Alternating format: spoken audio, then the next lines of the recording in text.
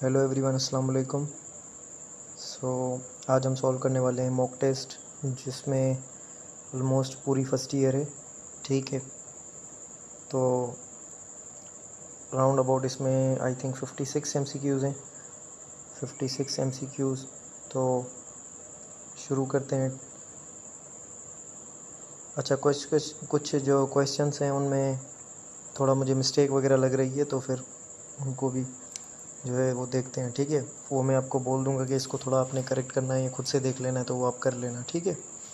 अच्छा, पहला क्वेश्चन क्या है? फ्रिक्शन के बारे में ये डेफिनेशन वगैरह है, इसको बताना है। Can occur only between two surfaces that are moving relative to one another. यहाँ पर ये क्या बता रहा है? बोल रहा है कि दो सरफेसेस के दरमियान हो सकती है जब दोनों मूव कर रहे हैं। सपोज़ करो इसकी वेलोसिटी u है और इस सरफेस की वेलोसिटी इसकी u है, इसका डायरेक्शन उल्टा कर दो तो इन दोनों के दरमियान हो सकती है। तो ऐसा तो पॉसिबल नहीं है। जब हम ग्राउंड पर चल रहे होते हैं तो ग्राउंड क्या होता है? स्टेशनरी। और उस पर क्या हो रहा होता है? हम मूव कर रहे होते हैं। तो ग्राउंड हमारा क्या होता है? स्टेशनरी। तो उसकी वेलोसिटी क्या होगी? 0। यानी कि ये पहला ऑप्शन जो है वो करेक्ट नहीं है। अच्छा, दूसरा इसका क्या ऑप्शन है? दूसरा है depends upon the normal reaction and weight. के फ्रिक्शन डिपेंड करता है नॉर्मल रिएक्शन और वेट पर, और ये म्यू पर भी डिपेंड करता है। यानी कि दूसरा ऑप्शन भी करेक्ट नहीं। Is always equal to the applied force. हमेशा अप्लाइड फोर्स के इक्वल नहीं होता, क्योंकि अगर हमेशा अप्लाइड फोर्स के इक्वल हो तो बॉडी मूव ही ना करे। चौथा ऑप्शन है opposes the relative motion between the two surfaces in contact. तो ये हमेशा अपोज करता है रिलेटिव मोशन, जो दो सरफेसेस मूव कर रहे हो, फिर चाहे एक स्टेशनरी हो दूसरा मूव कर रहा हो, या दूसरा स्टेशनरी हो एक मूव कर रहा हो, या दोनों मूव कर रहे हो। ठीक है, तो इस तरह से इसका ऑप्शन जो होगा वो डी होगा। सेकंड इसका क्वेश्चन क्या है? अच्छा, सेकंड क्वेश्चन है 4 से 2i प्लस। फोर्स क्या है? 2i। 4 से हमारा 2i प्लस जे। अच्छा, यहाँ पर बोल रहा है कि पॉइंट ऑफ एप्लीकेशन है, कोई चीज़ गई है इसमें। अब अपना डिस्टेंस बता रहा है 2 3 ये वाला डिस्टेंस, और 6 5। तो याद कर लो, जब भी इस तरह का कोई क्वेश्चन हो ना, तो सपोज़ करो कि ये गया है R1 से R2 की तरफ, तो जिस तरफ गया है उसमें से चीज़ें माइनस करो। तो इसका क्या बनेगा? ये बनेगा R2 माइनस R1। ये बनेगा डेल्टा R के इक्वल, और वर्क आपका किसके इक्वल होता है? F into delta S. Delta S या डेल्टा R बोल दो आप। सही है। अब ये मैंने आपको बताया वे। अब इसमें से देखो, इसमें से 6 में से 2 माइनस करोगे तो कितना बचेगा? इसमें से 4 बचेंगे, 4i। अच्छा, दूसरा 5 माइनस 3 तो कितना बचेगा? ये 2 बचेगा, 2j। ठीक है, क्योंकि i और j, पहला यूनिट वेक्टर i का, दूसरा j का। अब 4i plus 2j, 4i plus 2j, इसको क्या करो? इसको इसके साथ डॉट करवाओ, तो 2 इंटू 4 कितना बनेगा? इसको नीचे लिख लेते हैं, 2i प्लस j और 4i प्लस 2j। अच्छा, 2 इंटू 4 कितना होगा? 8, plus into plus plus, j into 2j, तो ये हमारा होगा 2। तो 8 प्लस 2 ये कितना होगा? 10, और ये प्लस का। तो इसका ऑप्शन क्या बनेगा करेक्ट? इसका ऑप्शन होगा करेक्ट ऑप्शन बी। इसका करेक्ट ऑप्शन कौन सा होगा? इसका करेक्ट ऑप्शन ये वाला होगा, बी। ठीक है। अच्छा, तीसरा क्वेश्चन क्या है कि force of 12 newton, force of 12 newton. एक सेकंड में इसको रिमूव कर दूं।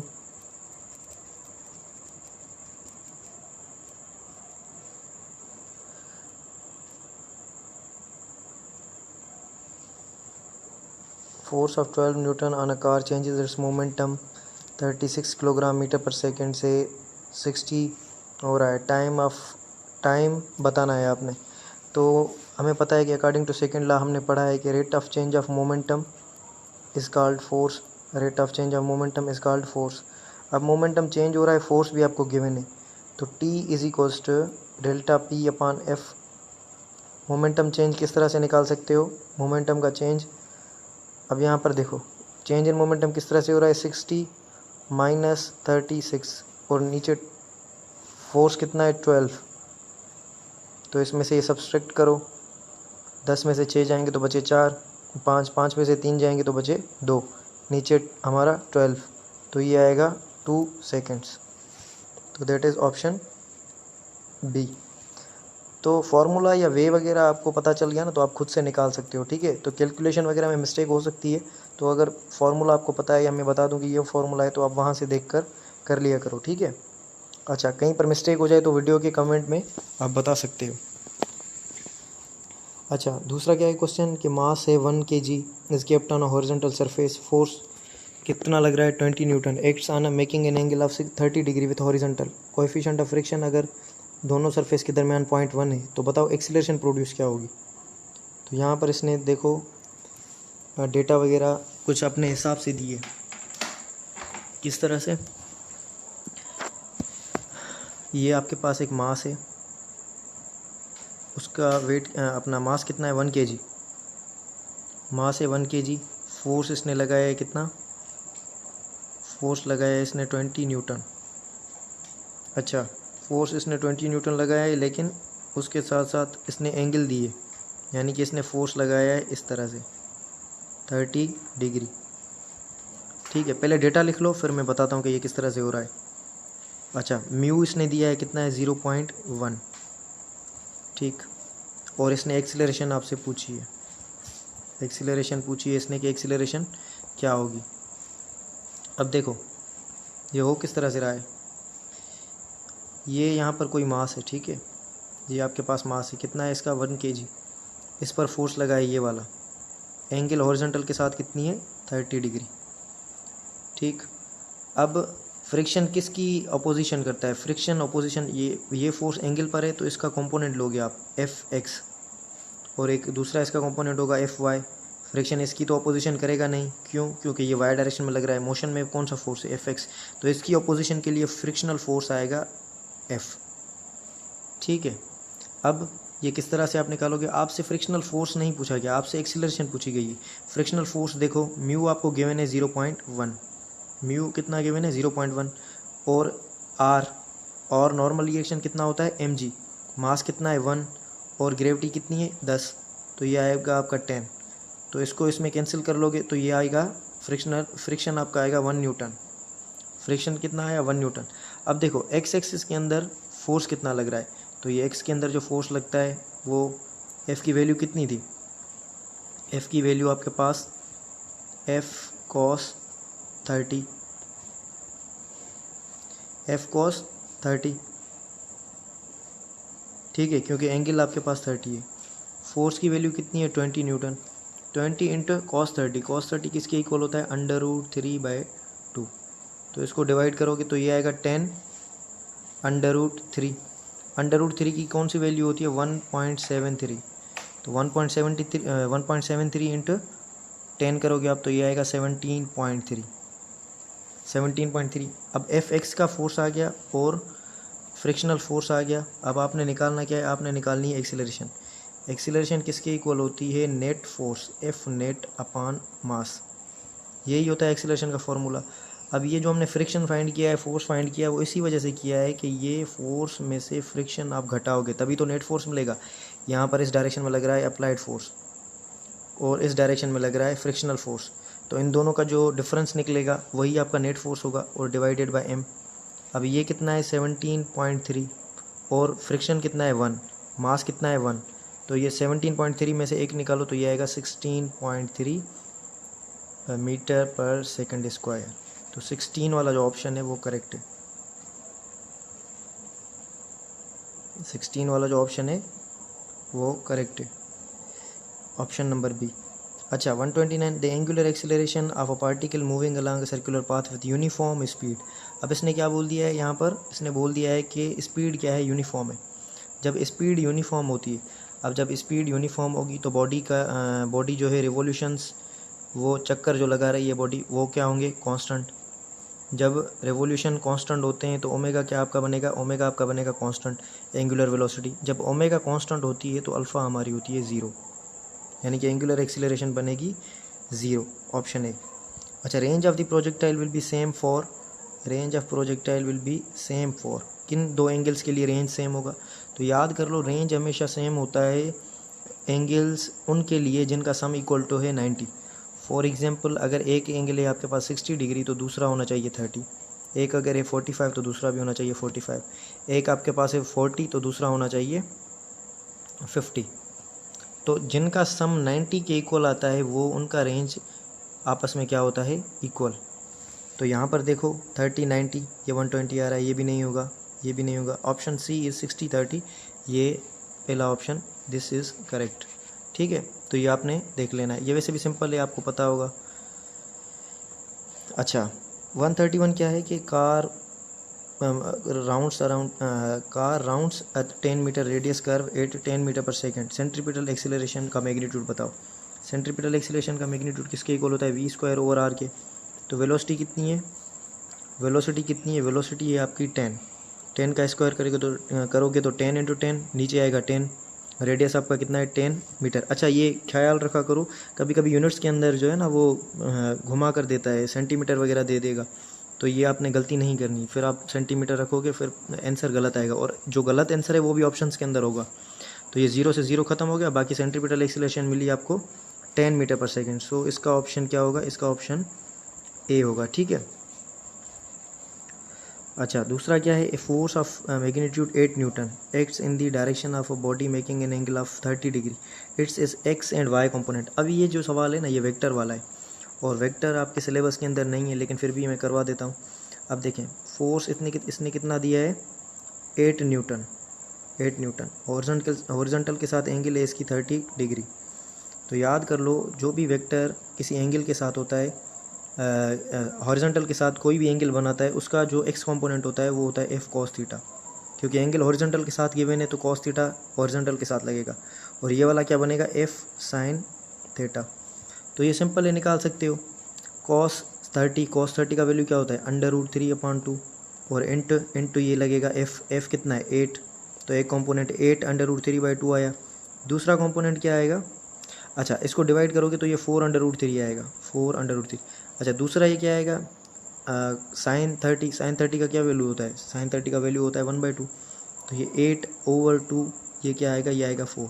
यानी कि एक कंपोनेंट है 4, दूसरा है 4 √3, तो y कंपोनेंट है 4 और x कंपोनेंट है 4 √3, तो ऑप्शन बी इज़ करेक्ट।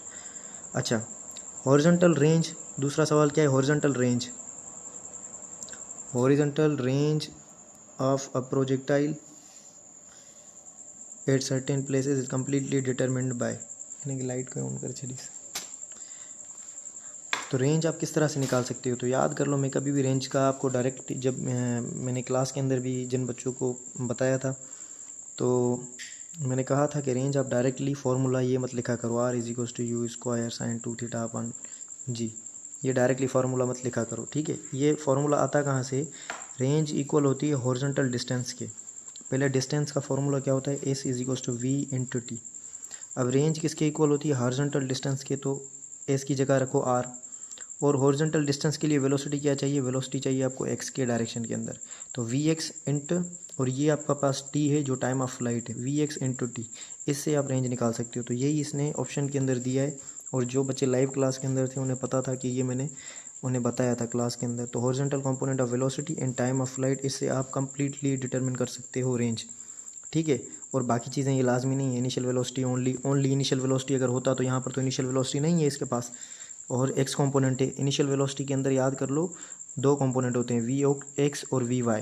ठीक है, और जब हॉरिजॉन्टल प्रोजेक्टाइल होती है तो सिर्फ और सिर्फ इसके पास, इनिशियल वेलोसिटी के पास एक ही कंपोनेंट होता है, दैट इज़ vx। ये सारी बातें जो है हमने क्लास के अंदर कर ली थी। ठीक है, अच्छा नेक्स्ट क्वेश्चन क्या है, नेक्स्ट क्वेश्चन है हमारा कि ऑब्जेक्ट है एक हमारे पास हॉरिजॉन्टल सरफेस पे, whose coefficient of friction is 0.3, if certain horizontal force f is applied to object, what will be the effect of the force. Force का इफेक्ट क्या होगा, अगर हमने इस बॉडी पर फोर्स लगाया इस डायरेक्शन में f, तो अब इस बॉडी पर क्या इफेक्ट होगा, it will always move, always लिखा है, तो ऐसा तो नहीं है कि किसी भी चीज़ को मैं फोर्स लगाऊँ, आपने ट्रक के ऊपर फोर्स लगाया तो ट्रक कांस्टेंट स्पीड के साथ चलता जा रहा है, तो ऐसा तो पॉसिबल नहीं है। यहाँ पर ऑलवेज लिखकर इसने गलती कर दी। अगर इसने इस तरह से लिखा होता it may move with constant speed तो ये सही हो जाता, लेकिन फ़िलहाल के लिए क्या हो गया, ये गलत।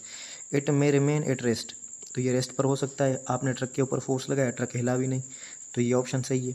इट मे एक्सीलरेट, तो थर्ड ऑप्शन कौन सा, इट में एक्सीलरेट, तो वो तेज़ी से जाए। हाँ, तो ये भी पॉसिबल है। आपने किसी छोटी सी स्मॉल मास वाली चीज़ पर फोर्स लगाया तो अकॉर्डिंग टू न्यूटन से second law force is acceleration is inversely proportional with mass. अगर छोटा मास है तो एक्सीलरेशन ज़्यादा होगी और इट में एक्सीलरेट, तो यानी कि 2 और 3 क्या होंगे इसमें करेक्ट होंगे, बाकी वाले जो ऑप्शन हैं वो गलत हैं। ठीक है, तो ये आपने खुद से समझ लेना है कि ये पूछ किस तरह से रहा है। अच्छा, rotating wheel of radius 1 metre, 1 metre का रेडियस है। एक सेकंड में इसको पेन को ठीक कर लूँ।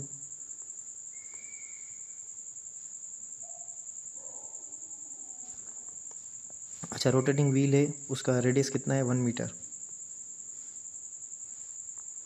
कितना है रेडियस 1 मीटर, और वेलोसिटी कितनी है 10 रेडियन पर सेकंड, और दूसरी वेलोसिटी बढ़कर के 30 रेडियन हो जाती है 5 सेकंड के अंदर। तो टेंजेंशियल एक्सीलरेशन बताओ इस पॉइंट पर कितनी होगी।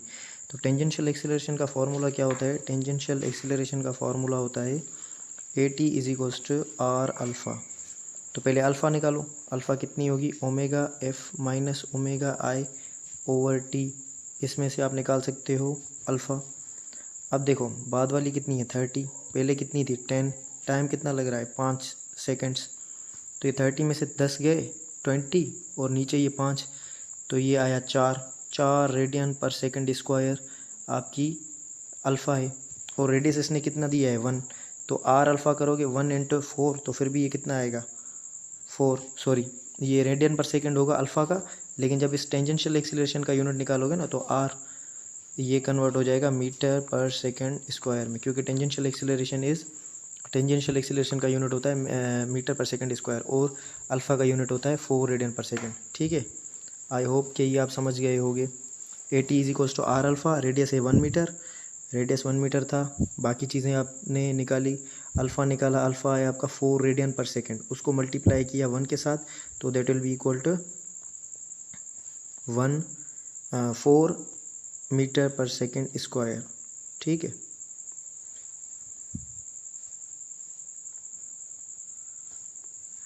अच्छा अब इसमें पूछ रहा है कि कैलकुलेट दी 5 ग्राफ्स, ये आपको 5 ग्राफ दिखा रहा है। अब इसमें से पूछ रहा है कि मोशन कांस्टेंट स्पीड पर कौन सी हो रही है। अब देखो आपको पता तब चलेगा कि मोशन किस तरह से हो रही है जब आपको ये पता हो कि ग्राफ किस किस के दरमियान गिवन है। यहाँ पर ये है x और यहाँ पर ये है टाइम, तो टाइम इस ग्राफ के हिसाब से इक्वल डिस्टेंस कवर हो रहा है इक्वल टाइम के साथ, इक्वल डिस्टेंस कवर हो रहा है इक्वल टाइम के साथ। तो ये वाला जो ग्राफ है इसका अगर आप स्लोप निकालोगे तो स्लोप इसका निकलेगा वेलोसिटी, और वेलोसिटी इसकी क्या होगी, इसकी वेलोसिटी होगी कांस्टेंट। इसकी अगर आप वेलोसिटी निकालो इस वाले ग्राफ की u, तो u होगी इसकी कांस्टेंट, तो कांस्टेंट वेलोसिटी है। अच्छा इसको वेलोसिटी ओवर टाइम को देखो, वेलोसिटी ओवर टाइम को देखोगे ना तो ये वेलोसिटी चेंज हो रही है इक्वल टाइम में, यानी कि इसकी एक्सीलरेशन कांस्टेंट है, तो ये यूनिफॉर्म अपना मोशन नहीं है। यूनिफॉर्म मोशन तब होगी जब वेलोसिटी कांस्टेंट हो। तो इन सब में आपने देखना है कि किस ग्राफ के अंदर अपना यूनिफॉर्म स्पीड कांस्टेंट है। तो एक तो ये वाला ग्राफ है, अच्छा दूसरा ये भी नहीं है। अच्छा इसमें एक्सीलरेशन ओवर टाइम, इसमें जर्क कांस्टेंट है क्योंकि इसका स्लोप निकालोगे एक्सीलरेशन ओवर टाइम, तो एक्सीलरेशन ओवर टाइम एक क्वांटिटी होती है जिसको हम नाम देते हैं जर्क। ठीक है, जर्क कांस्टेंट है इसमें। इसका भी यानी कि यूनिफॉर्म मोशन वाला ग्राफ नहीं है। यहाँ पर देखो ये वेलोसिटी और ये टाइम, अब देखो ये सिर्फ और सिर्फ इसका टाइम बढ़ते जा रहा है एक्स के अंदर। एक्स के अंदर आप देख रहे हो कि एक्स के अंदर जाने से टाइम बढ़ रहा है, वाई के अंदर जाने से आपकी वेलोसिटी बढ़ रही है, लेकिन y के अंदर इंक्रीज़ नहीं आ रहा, सिर्फ और सिर्फ ये लाइन x के अंदर है। तो इट मीन्स कि यहाँ पर जो है वो मोशन क्या है यूनिफॉर्म। तो एक ये वाला ग्राफ है आपके पास, दूसरा ये वाला। यहाँ पर देखो ये वाला ग्राफ है, ये इसमें क्या है, इसमें एक्सीलरेशन कांस्टेंट है, इसमें क्या है एक्सीलरेशन कांस्टेंट। अब बच्चे इसमें कंफ्यूज होते हैं कि एक्सीलरेशन कांस्टेंट है तो यहाँ पर भी तो मोशन जो है वो कांस्टेंट हो रही है। अब देखो यहाँ पर एक्सीलरेशन कांस्टेंट का मतलब क्या होता है, एक्सीलरेशन का मतलब है, एक्सीलरेशन कांस्टेंट का मतलब ये है कि हर सेकंड के अंदर वेलोसिटी उतनी इंक्रीज़ कर रही है।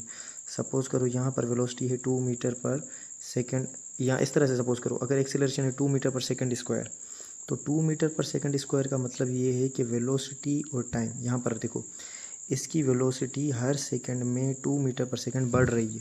पहला सेकंड है, इसकी वेलोसिटी निकालो 2 मीटर पर सेकंड, दूसरा सेकंड आया तो दूसरे सेकंड में इसकी वेलोसिटी हो जाएगी 4 मीटर पर सेकंड, तीसरा सेकंड है तो इसमें की वेलोसिटी हो जाएगी 6 मीटर पर सेकंड। ठीक है, अब एक्सीलरेशन किस तरह से निकाल सकते हो, v ओवर टाइम। तो इसकी एक्सीलरेशन आप निकालोगे तो इसकी भी कितनी आएगी 2, इसकी भी स्पीड अपना कितनी आएगी 2 मीटर पर सेकंड स्क्वायर। इसकी एक्सीलरेशन निकालोगे तो वो भी कितनी आएगी 2 मीटर पर सेकंड स्क्वायर। तो यानी कि इसमें एक्सीलरेशन ये कांस्टेंट है। एक्सीलरेशन कांस्टेंट का मतलब ये है कि वेलोसिटी हर सेकंड में इतनी इंक्रीज़ कर रही है। ठीक है, तो ये बेसिक कुछ कॉन्सेप्ट्स हैं, ये डायनामिक्स और काइनेमेटिक्स के अंदर मैंने आपको समझाए थे। ठीक है, तो इसके हिसाब से आपने कर लेने। यहाँ पर कौन सा ग्राफ सही होगा, सिर्फ़ और सिर्फ ये पहला यानी कि 1 और 4 ये करेक्ट होगा, 1 and 4 ओनली। तो ये option D is correct, option D 1 and 4 ये करेक्ट होगा, बाकी कुछ करेक्ट नहीं होगा। ठीक है, अच्छा दूसरा क्वेश्चन क्या है, every point on a rotating body has, जब भी कोई बॉडी घूम रही है, ठीक है, तो same value for angular velocity, angular velocity same है। जब कोई बॉडी सर्कुलर यानी कि पाथ के अंदर घूम रही होती यानी कि सर्कुलर पाथ के अंदर घूम रही होती है तो उसकी ओमेगा क्या होती है, कांस्टेंट। लेकिन लीनियर स्पीड किसके इक्वल होती है, आर ओमेगा के। तो जो सेंटर के नज़दीक होते हैं उनकी जो लीनियर वेलोसिटी होती है वो क्या होती है, कम। और जो सेंटर से दूर होते हैं उनका रेडियस बड़ा होता है तो उनकी वेलोसिटी, लीनियर वेलोसिटी क्या होती है, ज़्यादा। यानी कि हर पार्टिकल की लीनियर वेलोसिटी अलग होती है और ओमेगा सबकी सेम होती है, यानी कि एंगुलर वेलोसिटी। इसको एंगुलर वेलोसिटी को एंगुलर फ्रीक्वेंसी भी कहा जाता है। ये क्या है, एंगुलर वेलोसिटी। ठीक है, तो यानी कि इसके लिए क्या बनेगा, same angular velocity and different value of linear speed. Linear speed ये वाली है, या लीनियर वेलोसिटी, तो इसका 1 and 3 बनेगा। ठीक है, अच्छा दूसरा इसका क्या सवाल है कि an object moves with whose mass is 0.1 starts from rest and moves with constant acceleration of 0.2 meter per second square at the end of 8 second its momentum will B.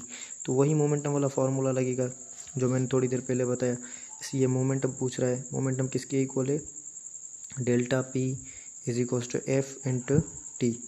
ठीक है, मोमेंटम पूछ रहा है, फोर्स कितना है, force है, अच्छा इसने मास दिया है, मास तो एफ़ की जगह एम ए रख सकते हो आप। 0.1 इंटू एक्सीलरेशन कितनी है, 0.2, और यहाँ से टाइम मल्टीप्लाई करोगे, टाइम कितना है, टाइम है आपका 8 सेकेंड्स। ठीक है, तो इसको मल्टीप्लाई करोगे आप तो 1.16 आएगा, ऑप्शन ए। ठीक है, तो ये आपने मल्टीप्लाई करके देखना है। Rate of change of momentum is called force, पहले मैंने बताया थोड़ी देर पहले कि सेकंड लॉ से कर सकते हो, ये उसी तरह से है। ठीक है, अच्छा acceleration, how much acceleration is produced. अगर फोर्स एक आपके पास है 8 न्यूटन आई के अंदर, दूसरा जे न्यूटन 6 न्यूटन जे, एक फोर्स है आई के अंदर। आई क्या होता है, एक्स के अलोंग, और जे क्या होता है, वाई के अलोंग। तो आई कितना है, आई एक वेक्टर है, क्योंकि दोनों फोर्सेस हैं, दोनों वेक्टर हैं। ठीक है, एक है 8 न्यूटन और दूसरा है 6 न्यूटन। तो इनका रिजल्टेंट, जब दो वेक्टर्स 90 पर हों तो उनका रिजल्टेंट होता है इसका स्क्वायर प्लस इसका स्क्वायर और दोनों का root. F is equals to under root of f x square plus f y square. तो 8 स्क्वायर तो ये कितना होगा 64, और ये 6 स्क्वायर 36। इसका रूट लोगे तो ये आएगा 100 का निकालोगे तो ये आएगा 10। तो 10 आया आपका नेट फोर्स। अब इसने आपसे पूछी है एक्सीलरेशन, तो एक्सीलरेशन क्या होती है, एक्सीलरेशन होती है नेट फोर्स ओवर मास। तो ये मैंने पहले ही आपको बताई थी। अच्छा, और ये एक्सीलरेशन होती है नेट एक्सीलरेशन, पूरे सिस्टम की एक्सीलरेशन होती है। ठीक है, नेट फोर्स कितना था 10, मास इसका कितना है, मास है 5, तो इसकी एक्सीलरेशन आएगी 2 metre per second square. So option D is correct. तो इस तरह से आपने देखते जाना है। और यहाँ पर देखो, यहाँ पर कुछ बच्चे कंफ्यूज हुए होंगे कि यहाँ पर दो फोर्सेस गिवन है, किस तरह से निकालना है। तो इसमें कन्फ्यूजन वाली बात नहीं है, वेक्टर्स की आपकी थोड़ी बहुत अच्छी नॉलेज होनी चाहिए तो आप कर लोगे। अच्छा, और ये सवाल है ड्रैग फोर्स। अब ये भी सवाल जो है ना सिलेबस से नहीं है, लेकिन फिर भी आप देख लो। ये सवाल है स्टोक्स लॉ पर। स्टोक्स लॉ क्या बोलता है कि जब भी कोई पार्टिकल फ्लूइड के अंदर जाएगा या फ्लूइड के अंदर मूव करेगा तो उसके ऊपर एक ड्रैग फोर्स लगेगा। उसके ऊपर क्या लगेगा, एक ड्रैग फोर्स। उस ड्रैग फोर्स का मैग्नीट्यूड होता है 6 पाई ईटा आर वी। अब देखो इस फॉर्मूला के अंदर ये 6 कांस्टेंट है, ये पाई भी कांस्टेंट है, और ये ईटा 6 पाई ये दोनों कांस्टेंट है। ठीक है, और ये ईटा आर वी, ये जो तीन क्वांटिटीज़ हैं। ये ड्रैग फोर्स इन पर डिपेंड करता है। ईटा है विस्कोसिटी का सिंबल, तो अगर कोई मीडियम ज़्यादा विस्कस है तो उस पर फोर्स ज़्यादा लगेगा, ड्रैग फोर्स। रेडियस यानी कि एक छोटा सा स्फीयर हो और बड़ा स्फीयर हो तो इसका रेडियस बड़ा है तो इस पर ड्रैग फोर्स भी ज़्यादा लगेगा। अगर कोई वेलोसिटी ज़्यादा से आ रहा है, स्पीड ज़्यादा से आ रहा है उसके अंदर, यानी कि अगर पानी के अंदर एक बॉल आपने फेंका है, दूसरा स्लो उसके पानी के अंदर डाला है, तो उसके अंदर विस्कस फोर्स जो लगेगा, तो जो जल्दी आपने फेंका है पानी के अंदर तो उस पर ड्रैग फोर्स ज़्यादा लगेगा क्योंकि उसकी वेलोसिटी ज़्यादा है। ठीक है, तो ये है स्टोक्स लॉ। ये सिलेबस के अंदर है ही नहीं, लेकिन ये सन टेक्स्ट का जो ओल्ड टेक्स्ट बुक है उसके अंदर ये चीज़ें गिवन हैं और उसके हिसाब से यहाँ पर है कि अगर ड्रैग फोर्स डिक्रीज़ कर रहा है तो speed of an object moving through fluid इसने बोला है, तभी मैंने स्टोक्स लॉ लगाया है। तो फ्लूइड में अगर ड्रैग फोर्स डिक्रीज़ कर रहा है तो स्पीड क्या करेगी, स्पीड भी डिक्रीज़ करेगी, क्योंकि ये मैंने फार्मूला से आपको ये चीज़ बता दी। अच्छा, body is moving with an initial velocity of 2 kilometre पर सेकेंड। 50 सेकंड के बाद उसकी वेलोसिटी कितनी है, 1.5। एक्सेलरेशन क्या होगी, तो याद कर लो एक्सेलरेशन। अब देखो यहाँ पर एक मज़े वाली चीज़ हो रही है। मज़े वाली चीज़ कौन सी, कि यहाँ पर ये जो 2 किलोमीटर पर सेकंड है इसमें से वेलोसिटी डिक्रीज़ करके 1.5 बन गई। तो वेलोसिटी ने क्या किया है, वेलोसिटी ने किया है डिक्रीज़। जब वेलोसिटी डिक्रीज़ करती है तो एक्सेलरेशन का वैल्यू आता है नेगेटिव। तो इसमें से देखो जो पॉजिटिव वाले ऑप्शन हैं वो तो सीधे सीधे गलत हो गए। एक ये वाला ऑप्शन आपका चला गया, ठीक है, दूसरा ये वाला गया, तीसरा ये वाला गया, बाकी सिर्फ बचा एक। ठीक है, अच्छा अब इसको निकालो। किस तरह से निकाल सकते हो, a is equals to delta v upon t. Delta v किस तरह से करते हो, final minus initial 1.5 minus initial कितनी है 2 और नीचे कितना है टाइम, टाइम है आपका 50 सेकेंड्स। तो ये मैं निकालता हूँ, इसको मैं कन्वर्ट करता हूँ। आप कुछ बच्चे सोच रहे होंगे कि ये मैंने किलोमीटर के अंदर रखा है, इसमें से निकालोगे तो ये आएगा 0.5 किलोमीटर। किलोमीटर के अंदर कितने मीटर्स होते हैं, 1000। तो ये 1000 मीटर है। इस नीचे 50, एक ज़ीरो, ये 50 वाला इसमें ख़त्म और ये ज़ीरो इस पॉइंट को ख़त्म। ये आया आपका 50 के नीचे आपका 5 के साथ क्या हो गया, कैंसिल। अच्छा आप देखो 1.5 से 2 निकाला है तो इसका वैल्यू किस में आएगा, माइनस के अंदर, तो ये आएगा -10।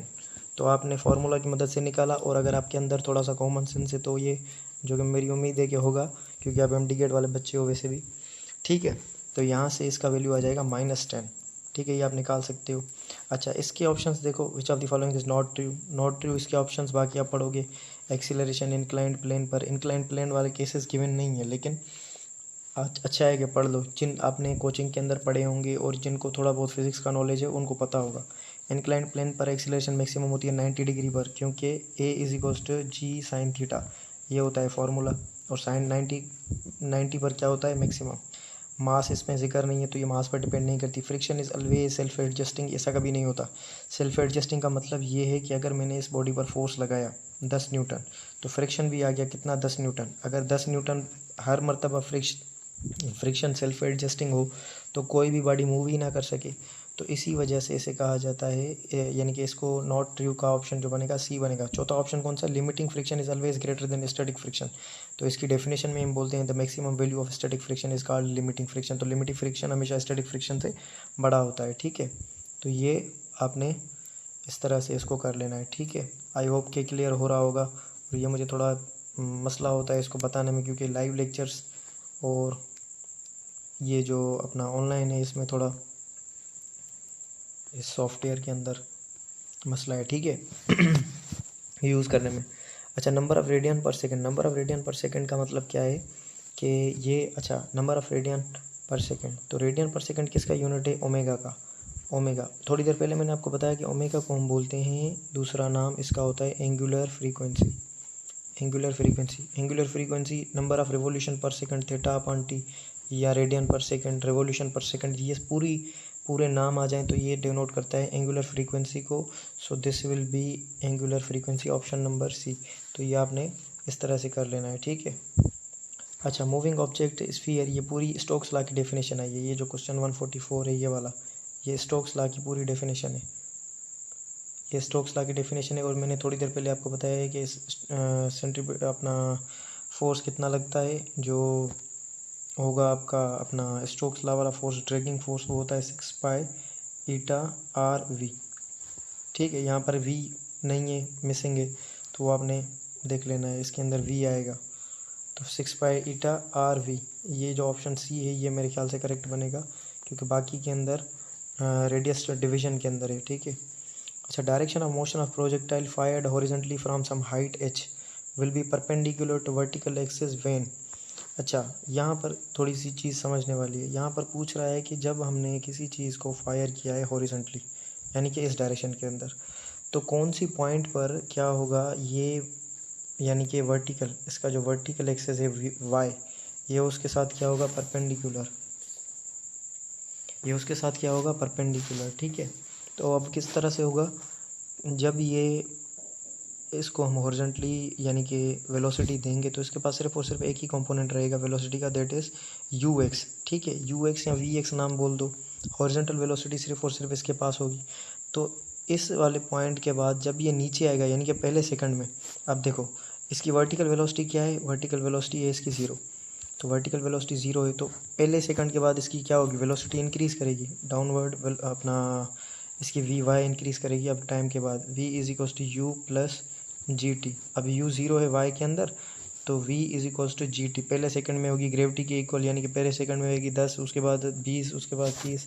तो इस तरह से इसकी जो वेलोसिटी है वो बढ़ती जाएगी। तो अब आपने क्या करना है, यहाँ पर इसने पूछा है कि वर्टिकल के साथ परपेंडिकुलर कब होगा, जब ये दो वेलोसिटीज़ आ जाएंगी ना, तो इन दोनों का रिजल्टेंट बनेगा इनके दरमियान से, और ये वर्टिकल के परपेंडिकुलर नहीं है इसका रिजल्टेंट, इसका रिजल्टेंट इसके परपेंडिकुलर नहीं है। तो ये सिर्फ और सिर्फ तब होगा जब इसके पास, ये सिर्फ और सिर्फ तब होगा जब इसके पास और कोई वेलोसिटी ना हो, सिर्फ और सिर्फ x की वेलोसिटी हो, ये ux, और ये y के साथ ये देखो एंगल बना रही है 90। तो ये और सिर्फ तब होगा जब बॉडी इनिशियल पॉइंट के ऊपर, ये जब यहाँ से हॉरिजॉन्टली फायर की गई है, क्योंकि हॉरिजॉन्टल फायर की गई है इस तरह से, तो ये यहाँ से इस डायरेक्शन में फेंकी गई है। अब ये इस तरह से डाउनवर्ड आएगी, तो ये नीचे, अच्छा कुछ लोग सोचेंगे कि ये नीचे भी ये अपना इस तरह से बनेगा, तो नीचे भी इसके पास दो ही वेलोसिटीज़ हैं, एक इस डायरेक्शन में, एक दूसरा इस डायरेक्शन में, तो इसकी वेलोसिटी इस डायरेक्शन में बनेगी। तो वर्टिकल के साथ ये फिर भी एंगल बनाएगा ग्रेटर देन 90। तो ये तब होगा सिर्फ और सिर्फ जब इनिशियल वेलोसिटी नहीं बल्कि इनिशियल जो है पॉइंट के ऊपर इसकी वेलोसिटी का डायरेक्शन और परपेंडिकुलर होगा किसके डायरेक्शन में, वाई के डायरेक्शन में। ठीक है। तो इसका इनिशियल पॉइंट 145 का ए करेक्ट होगा। ठीक है। ये क्वेश्चन थोड़ा टिपिकल था। अब आपको वैसे तो था तो सिंपल, लेकिन अगर वेक्टर्स अच्छे पड़े हों, प्रोजेक्टाइल अच्छी हो तो हो सकता है। ठीक है। What is the outward force acting on a mass of 0.2 kg rotating at the end of 1 meter long string with the speed of 0.1? तो यहाँ पर सेंट्रीपिटल फोर्स पूछा है इसने। सिंपल सेंट्रीपिटल फोर्स का फॉर्मूला क्या है, mv²/r। तो ये आप निकाल सकते हो, पिछली प्रैक्टिस वीडियोज़ में के अंदर भी ये आपने किया है, तो ये आप आसानी से कर सकते हो, ये आप खुद ही कर लेना। ठीक है। ठीक है। तो क्वेश्चन नंबर 147, अब देखें ईस्ट वाले जो हैं डायरेक्शन में, या जो सेम यानी कि डायरेक्शन के अंदर है, वो ऐड कर लो आपस में। डायरेक्शंस देख लो, ये ईस्ट, ये वेस्ट, और ये साउथ, और ये नॉर्थ। ये आपको थोड़ा पता होना चाहिए। अब देखो 1 किलोमीटर ईस्ट की तरफ गया, अब 2 किलोमीटर नॉर्थ, 2 किलोमीटर ईस्ट, तो यानी कि 1 किलोमीटर ये ईस्ट वाला और दूसरा ये 2 किलोमीटर ईस्ट वाले, तो टोटल ईस्ट की तरफ कितना गया है, 3 किलोमीटर। 3 किलोमीटर ये कहाँ गया है, ये ईस्ट की तरफ गया है। अच्छा, दूसरा देखें नॉर्थ की तरफ 2 किलोमीटर गया, और 2 किलोमीटर साउथ की तरफ गया। तो नॉर्थ और साउथ क्या है आपस में, ऑपोजिट, तो ये क्या हो जाएगा, अब देखो ईस्ट 2 किलोमीटर गया नॉर्थ की तरफ और 2 किलोमीटर गया साउथ की तरफ, तो ये दोनों आपस में क्या हो जाएंगे, ये हो जाएंगे ख़त्म। ठीक है। अब 2 kilometre along east, 2 kilometre along east, तो ये मज़ीद 2 किलोमीटर किसकी तरफ गया, ईस्ट की तरफ, तो ये ईस्ट की तरफ टोटल कितना गया, 5 किलोमीटर। अब उसके बाद क्या है, finally 5 kilometre along south, 5 kilometre along south, तो ये 5 किलोमीटर गया साउथ की तरफ। ठीक है। तो 5 ये और 5 ये, अब दो वेक्टर्स जब 90 डिग्री पर हों, ये 5 और दूसरा ये, तो उनका निकालने का रिजल्टेंट निकालने का फॉर्मूला मैंने थोड़ी देर पहले बताया। तो इनका स्क्वायर करोगे 5 स्क्वायर प्लस ये वाला 5 स्क्वायर, दोनों का अंडर रूट, तो ये होगा 25 प्लस 25, ये क्या होगा, ये होगा 50 और ये होगा अंडर रूट। तो 50 का अंडर रूट निकालोगे तो ये किस तरह से निकाल सकते हो, 25 इंटू 2, तो अंडर रूट 2 सेम रहेगा। 25 में से इसका रूट निकालोगे तो ये 5 आ जाएगा, 5 अंडर रूट 2।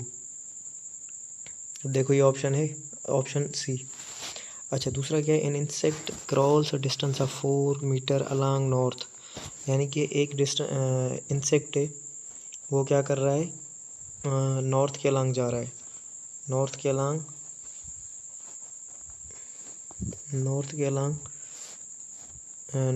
जा रहा है, ठीक है।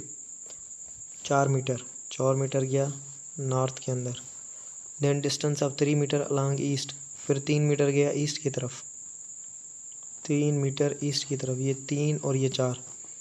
अच्छा और कितने टाइम के अंदर गया, 5 सेकंड के अंदर, यानी कि पहला जो इसने 4 मीटर अपना नॉर्थ के अंदर गया है वो 10 सेकंड के अंदर, और दूसरा ये 3 मीटर गया है ईस्ट के अंदर वो 5 सेकंड के अंदर। तो एवरेज इस यहाँ पर क्या पूछा है, एवरेज वेलोसिटी इक्वल होती है टोटल डिस्प्लेसमेंट ओवर टाइम, ये डिस्प्लेसमेंट है। अब दो वेक्टर 90 पर हैं, 3 और 4 का याद कर लो रिजल्टेंट, जब दो वेक्टर 3 और 4 न्यूटन के हो या 3 और 4 मीटर के हों तो इनका सारों का रिजल्टेंट आता है 5। 4 का स्क्वायर करोगे तो ये आएगा 16, इसका स्क्वायर करोगे तो ये आएगा 9, 16 प्लस 9 आएगा 25, उसका रूट निकालोगे तो आएगा 5। तो ये 5 और टोटल टाइम इसको कितना लगा है, टोटल टाइम पहले 5 नॉर्थ का और 10 गया ईस्ट का, ठीक है। तो इसका 5 प्लस 10 ये आएगा 15, 5/15। तो ये option b is correct. Average speed दोबारा से बता दूं, एवरेज वेलोसिटी क्या होगी। अच्छा अगर एवरेज स्पीड होता ना तो 3 और 4 को सिंपल ऐड कर लेते आप, 3 और 4 को ऐड कर लेते और फिर नीचे जो है 15 रखते, तो 3 और 4 7 और 5, तो ये एवरेज स्पीड बनती है इसकी।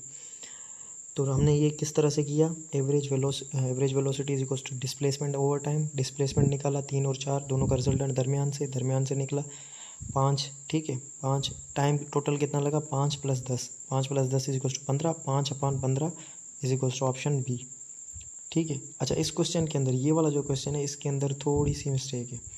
इस वाले क्वेश्चन को जब आप निकालोगे और इसका सॉल्यूशन करोगे ईस्ट और वेस्ट ये वाले बनाकर, ईस्ट वेस्ट और ये साउथ और ये नॉर्थ, इसी तरीके से होगा, जो ईस्ट के अंदर हो जो वेस्ट के अंदर हो सेम रखते जाओ, ठीक है। वो आपने कर लेना है, और जो ऑपोजिट हो उसमें से बड़े में से छोटा माइनस कर लो, जो ऑपोजिट हो 180 पर हो। तो इसका ये 1 तो करेक्ट है, लेकिन 1 वाला कोई ऑप्शन नहीं है, 1 के साथ ये 4 करेक्ट आ रहा है। तो इस 4 वाले की जगह पर क्या होगा, ये जो 4 वाला है ऑप्शन, इसमें ये नॉर्थ की जगह पर या तो इसने ईस्ट लिख दिया है या वेस्ट लिख दिया है, तो एक में इसमें नॉर्थ की या ईस्ट की जगह पर वेस्ट आएगा, या कुछ ना कुछ इस 4th वाले ऑप्शन के अंदर चेक करें तभी इसका आंसर गलत आ रहा है। बाकी 1 वाला ऑप्शन सही है और 4 वाला 1 और 3 का करेक्ट आ रहा है और 4 का नहीं है, लेकिन इसके अंदर जो है 1 और 3 का ऑप्शन नहीं है, 1, 3 और 4 का ऑप्शन है। तो 4th वाला ये जो ऑप्शन है इसमें थोड़ा सा चक्कर है, इसको आप खुद से देख लेना।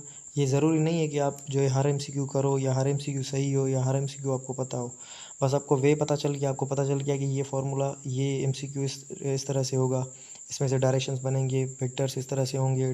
तो भले उसके अंदर के अंदर कोई मिस्टेक हो या आपसे ना हो रहा हो तो कोई मसला नहीं है, आप दूसरे क्वेश्चन की तरफ मूव ऑन कर दिया करो, ठीक है। मूव ऑन करना लाजमी होता है, ठीक है। तो मैसिव बॉडी यहाँ पर अब दूसरा क्वेश्चन है, massive body may have equal momentum to the light body, ये क्या पॉसिबल है कि एक हैवी बॉडी है उसका मोमेंटम लाइट बॉडी के इक्वल हो सकता है। हाँ P1, अगर मैं इसको बोलूँ कि ये P1 है, P heavy is equal to P light PL, तो P हैवी क्या होगा MV और P लाइट क्या होगा MV। अगर हैवी बॉडी है उसका मास क्या होगा बड़ा, तो उसकी वेलोसिटी क्या होगी कम, और जो लाइट बॉडी होगी उसका क्या होगा, उसका मास क्या होगा कम और वेलोसिटी क्या होगी ज़्यादा। तो ये इस तरह से क्या हो सकता है, पॉसिबल हो सकता है। अच्छा अब दूसरे क्वेश्चंस में ये जो है ना, ये इसने ऑलवेज देकर गलती कर दी है। ऑलवेज अगर ना होता तो फिर हम बोलते कि ये सही है। मैसिव बॉडी ऑलवेज है मोर मोमेंटम, तो ऑलवेज नहीं होता। इस केस में मैंने आपको बताया कि मोमेंटम कम हो सकता है या इक्वल हो सकता है किससे, जो है लाइटर बॉडी से। लाइट बॉडी ऑलवेज है more momentum than heavier body, light body का मोमेंटम हमेशा ज़्यादा तो नहीं होता, अगर मास तो वैसे ही कम है, अगर स्पीड कम होगी तो कहाँ से जो है ज़्यादा होगा। तो इसका सिर्फ और सिर्फ ए ऑप्शन जो है वो करेक्ट है कि one only a massive body may have equal momentum to light body. बाकी मैसिव बॉडी ऑलवेज नहीं होता, ये वाला केस आपने अभी किया। लाइट बॉडी ऑलवेज कहाँ से होगी भाई, एक तो पहले से ही मास कम और दूसरी आप बोल रहे हो कि इसकी वेलोसिटी हमेशा से ज़्यादा है, तो इस तरह से पॉसिबल तो नहीं होगा। ठीक है, अच्छा अब ये नेक्स्ट क्वेश्चन है, इसको थोड़ा सा लास्ट में हम देखते हैं। ये साउंड वाला है और ये फ्रीक्वेंसी वाला, बीट फ्रीक्वेंसी का। या आप ये जो है ना खुद से देख लेना, बीट फ्रीक्वेंसी को खुद से कर लेना। ठीक है, beat frequency. An oscillating body is at mean position time zero. Time zero है जब तो एक बॉडी है जो ओसिलेट कर रही है, सपोज करो ये टाइम यहाँ पर ज़ीरो है, तो जब टाइम t/4 होगा तो ये बॉडी कहाँ पर होगी। तो बॉडी जब अपना पूरा चक्कर लगाती है, सपोज़ यहाँ से यहाँ गई और उसके बाद वापसी यहाँ पर आई, उसके बाद यहाँ से यहाँ गई और वापसी यहाँ तक आई, तो इसको जो कंप्लीट टाइम लगता है इसको हम बोलते हैं टी। तो इसका मीन से एक्सट्रीम जाने में जो टाइम लगता है ना, मीन से एक्सट्रीम पोजीशन पर जाने में जो इसको टाइम लगता है तो वो होता है t/4। और वापसी जब आएगी t/4 से गई, वापसी आई t/4 से, तो ये वापसी यहाँ पर पहुँचेगी t/2 से t/2 तक। अब ये दोबारा से यहाँ जाएगी तो ये 3t/4 और ये वापसी आएगी तो t हमारा जो है वो कंप्लीट हो जाएगा। तो ये t/4 पर कहाँ होगी, ये एक्सट्रीम पोजीशन पर होगी, फिर यहाँ पर या यहाँ पर। अगर मोशन इस डायरेक्शन के अंदर स्टार्ट हुई है तो इस डायरेक्शन के अंदर होगी, अगर मोशन इस डायरेक्शन के अंदर हुई है तो इस डायरेक्शन के अंदर होगी, यानी कि t/4 ओवरऑल एक्सट्रीम पोजीशन पर बॉडी होगी। ये इसने बस इतना सा पूछा है, मैंने इससे रिलेटेड चीज़ें आपको 2-3 और बता दी कि क्या पता दूसरे क्वेश्चंस के अंदर पूछ ले। Time period of simple pendulum does not change due to. अच्छा, सिंपल पेंडुलम का टाइम पीरियड का फॉर्मूला होता है 2π√L/g। तो इसमें देखो 2π कांस्टेंट है, लेंथ और ग्रेविटी पर डिपेंड कर रहा है, और ग्रेविटी याद कर लो पोजीशन पर डिपेंड करती है। अगर चांद पर चले जाओ या किसी और जगह पर चले जाओ, यानी कि पोजीशन के चेंज करने से ग्रेविटी चेंज होती है, तो चेंज इन लेंथ से चेंज होगा। इसने पूछा है कि किस वजह से टाइम पीरियड सिंपल पेंडुलम का चेंज नहीं होगा, तो हमें जिसमें से होगा वो पता होंगे तभी तो बता सकेंगे कि किस चीज़ से नहीं होगा। लेंथ से चेंज होगा, यानी कि ये ऑप्शन ठीक नहीं है। ग्रेविटी से भी चेंज होगा, यानी कि ये भी ऑप्शन ठीक नहीं है। ड्यू टू पोजीशन ग्रेविटी मैंने बताया तो ये भी नहीं है। चेंज इन मास, इसमें देखो मास का कहीं भी जिक्र नहीं है, तो इसका मतलब ये है कि मास को चेंज करने से time period of the simple pendulum does not change and it is experimentally verified by Walter Lewin. उसके एक ऑनलाइन क्लास है, उसमें आप देख सकते हो। अच्छा, स्टैंडिंग वेव्स किस तरह से प्रोड्यूस होती हैं, तो याद कर लो स्टैंडिंग वेव्स क्या होती हैं, सेम एम्पलीट्यूड और फ्रीक्वेंसी वाली वेव्स होती हैं जो ऑपोजिट डायरेक्शन के अंदर ट्रेवल कर रही होती हैं। एक वेव इस डायरेक्शन में, दूसरी वेव इस डायरेक्शन के अंदर, दोनों की फ्रीक्वेंसी सेम और एम्पलीट्यूड सेम, तो क्या बनेगा, स्टैंडिंग वेव्स बनेंगी। तो इसमें से इसका ऑप्शन जो है वो बी होगा मेरे ख्याल से। ठीक है, अच्छा, और दूसरा क्या है, इन standing waves position of the nodes is, यानी कि नोड्स की पोजीशन क्या होगी स्टैंडिंग वेव्स में, तो वो आपने किस तरह से करना है, वो इस तरह से आप देख सकते हो। नोड्स किस तरह से होते हैं, नोड्स होते हैं जहाँ पर बॉडी का पार्टिकल्स का, वेव के पार्टिकल्स का कोई डिस्प्लेसमेंट ना हो। ठीक है, तो ये वाली जो पार्टिकल्स मैं हाईलाइट कर रहा हूँ ये थोड़ा इस तरह से हो गया है, तो ये यहाँ पर होगा तीसरा, और ये चौथा यहाँ पर पांचवा। अच्छा, यहाँ पर देखो, यहाँ पर पोजीशन क्या है, ज़ीरो, और दूसरी ये यहाँ पर फुल वेव का क्या होता है, फुल वेव की जो लेमडा होती है, फुल वेव का जो डिस्टेंस होता है वो कितना होता है, लेमडा वेवलेंथ। लेकिन अगर यहाँ से यहाँ तक देखोगे आप, ये यहाँ से यहाँ तक, तो ये क्या होगा, लेमडा/2। तो एक होता है 0 पर, दूसरा होता है लेमडा/2 पर, तीसरा कहाँ पर होगा, तीसरा होगा लेमडा पर। ये कंप्लीट एक वेव बन गई लेमडा, और उसके बाद कहाँ पर होगा, 3 लेमडा/2। अब ये ऑप्शंस देखो कहाँ पर आ रहे हैं, ये आया ए ऑप्शन 0 पर, दूसरा ये लेमडा/2 पर, फिर लेमडा, फिर 3 लेमडा/2।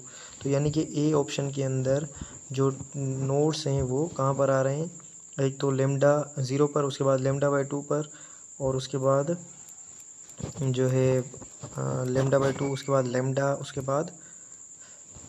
उसके बाद क्या आ रहा है, 3 लेमडा/2।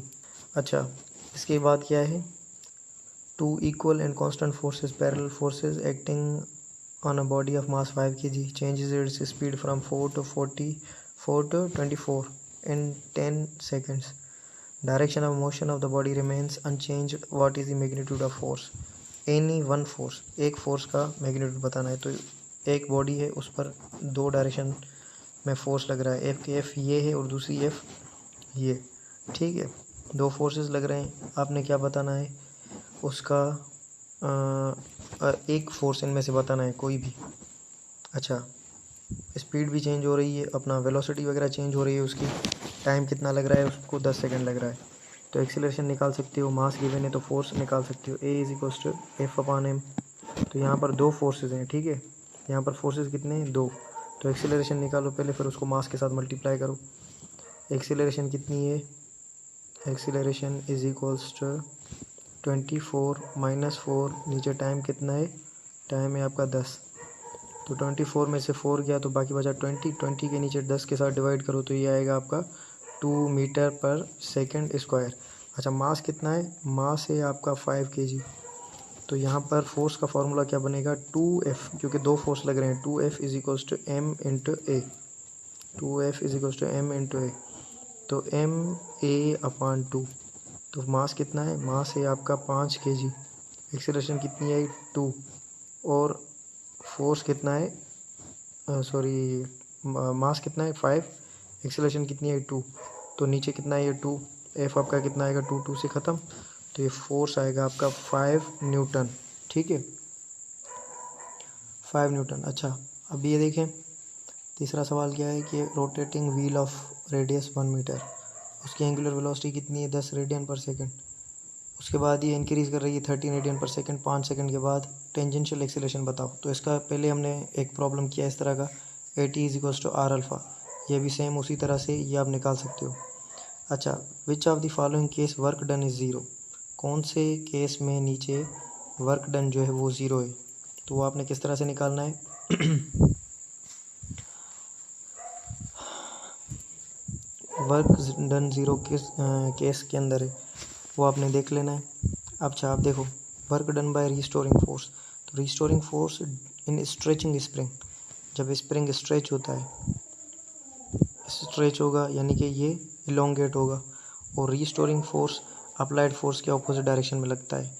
तो जब फोर्स ज़ीरो कब होगा, यहाँ फोर्स ज़ीरो यानी कि वर्क डन ज़ीरो कब होगा, जब फोर्स ज़ीरो या डिस्प्लेसमेंट ज़ीरो हो, या थीटा 90 डिग्री हो, क्योंकि ये कॉस यूज़ होता है। तो ये फोर्स एक दूसरे के या तो पैरेलल है या ऑपोजिट है, तो इस केस में वर्क डन ज़ीरो नहीं होगा। वर्क डन बाय फ्रिक्शन ये भी ज़ीरो नहीं होता, क्योंकि फ्रिक्शन फोर्स अपना मोशन के ऑपोजिट लगता है। Work done bye lifting a force against gravity, जब किसी चीज़ को आप लिफ्ट करोगे अगेंस्ट ग्रेविटी तो ये वर्क डन ज़ीरो नहीं होगा। अप्लाइड फोर्स वाला वर्क होगा पॉजिटिव, ग्रेविटी वाला होगा नेगेटिव।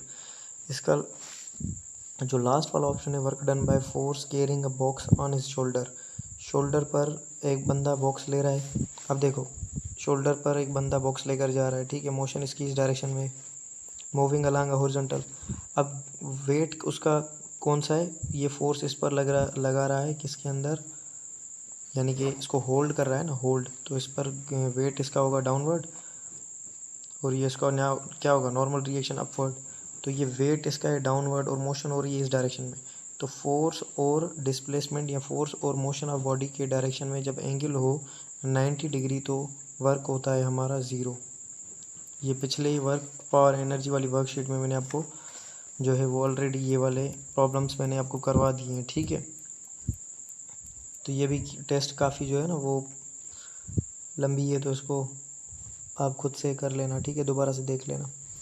मास एम है, ब्लॉक सिस्टम फ्रिक्शनलेस। अच्छा, ऑप्शंस पढ़ो, क्या पूछ रहा है कि विच of the following is correct, correct कौन सा है। इक्विलिब्रियम पोजीशन पर block is maximum potential energy, equilibrium कौन सी पोजीशन होती है, मीन पोजीशन, मीन पोजीशन पर पोटेंशियल एनर्जी मैक्सिमम नहीं होती, तो ये वाला ऑप्शन हो गया गलत, ठीक है। ये सवाल खुद से आप पढ़ सकते हो क्योंकि टेस्ट आपने दिया है, मैंने पहले थोड़ा इसको देखा है तो इसी वजह से मैं इसको सवाल को नहीं पढ़ रहा।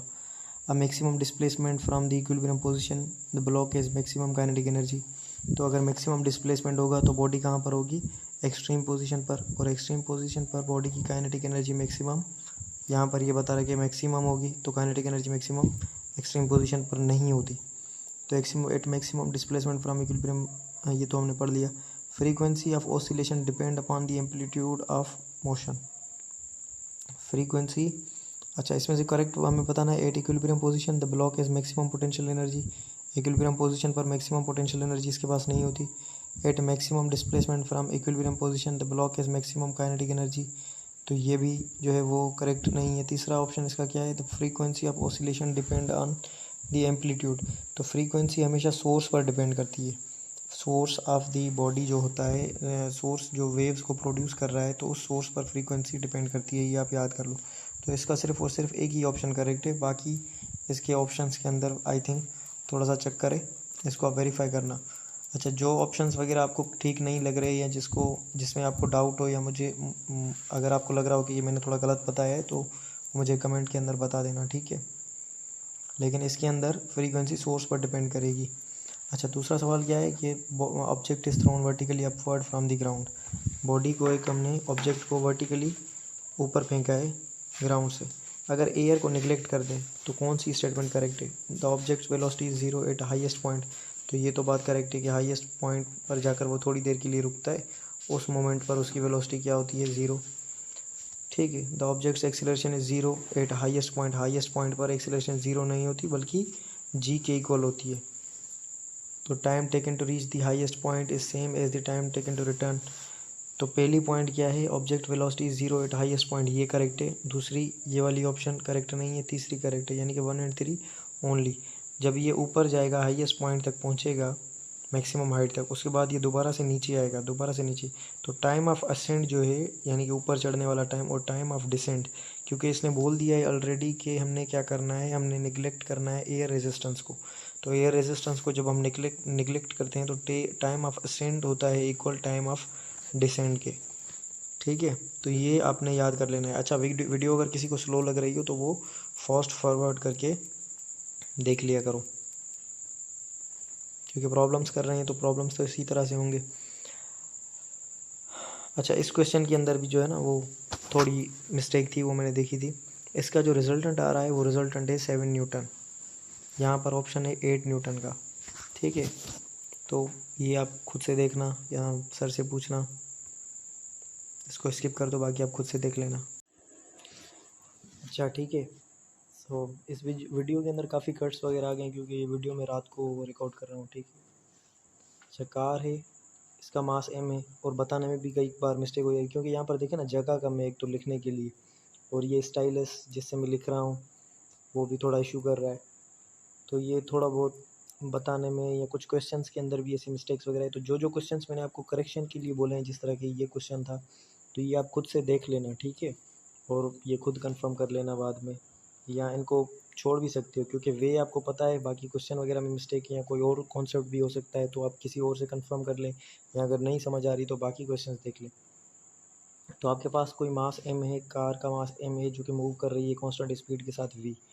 जब ड्राइवर ब्रेक अप्लाई करता है, तो ड्राइवर जब ब्रेक अप्लाई करता है तो ये कार इस डिस्टेंस कवर करने के बाद रुक जाती है, ठीक है। यानी कि इसकी वेलोसिटी क्या हो जाएगी, ज़ीरो। इसकी इनिशियल वेलोसिटी क्या थी, u।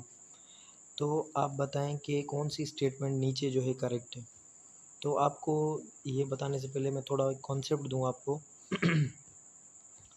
कि जब कोई कार मूव कर रही होती है, सपोज़ करें ये आप, इसका मास m है, ये इधर जा रही है किसके साथ, वेलोसिटी v के साथ। तो मास m, वेलोसिटी v, तो it means it has certain kinetic energy. अब काइनेटिक एनर्जी जितना ही आपको वर्क करना है, वर्क एनर्जी थ्योरम मैंने आपको बताया भी था कि वर्क एनर्जी थ्योरम के हिसाब से अगर काइनेटिक एनर्जी कि किसी बॉडी के पास है, अगर उसको आपने रोकना है तो आपने उस काइनेटिक एनर्जी जितना वर्क करना पड़ेगा।